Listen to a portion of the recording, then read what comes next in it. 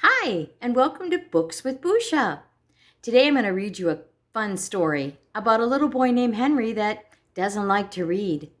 Maybe you have friends that say, I don't like to read. Well, maybe it's because they haven't learned how to read.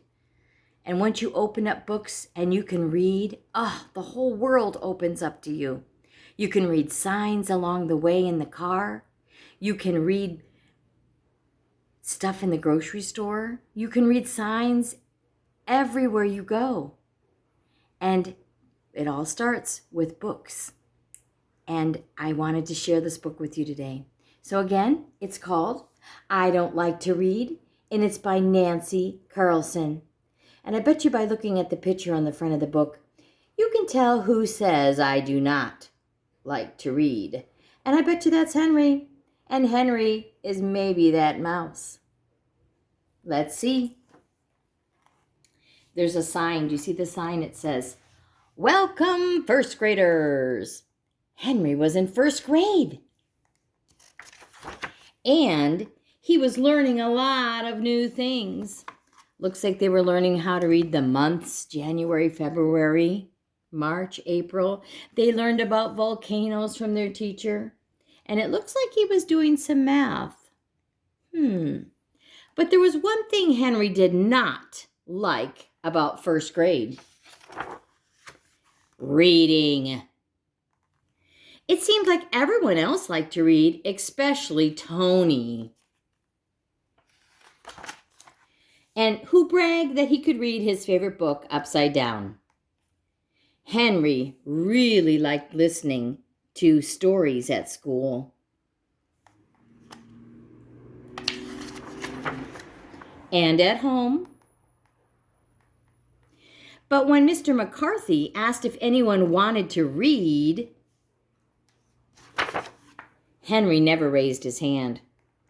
Reading is boring, he said. At home, whenever Henry was asked to read,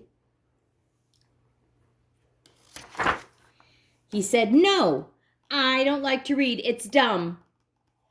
One day after school, Mr. McCarthy asked Henry, Why don't you like to read? Because all of the words and letters just don't make any sense, cried Henry.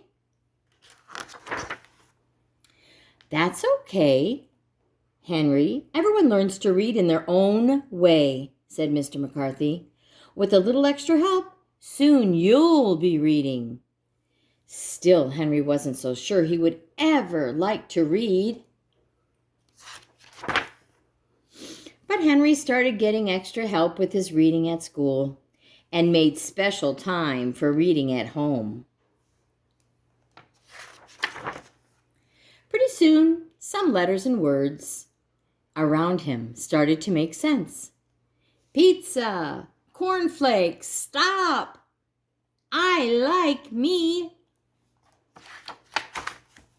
One night, Henry and Pete's babysitter was reading them a brand new library book. But just as she got to the best part, her friend called. And she would not stop talking. Pete really wanted to know what was going to happen in the story. Henry, can you read it to me? He asked. It says Super Frog. Well, I don't really like to read, but I'll try, said Henry. The letters started coming together into words, and before he knew it, Henry read it all the way to the end. Super Frog, stop the big bully! He liked reading it so much, he read Pete another one. The next day at school, when Mr. McCarthy asked who wants to read the lunch menu, Henry was the first to raise his hand. That's a fun book, isn't it? Well, like I said, practicing reading opens the world to all kinds of learning. I hope you enjoyed the book. Goodbye for now.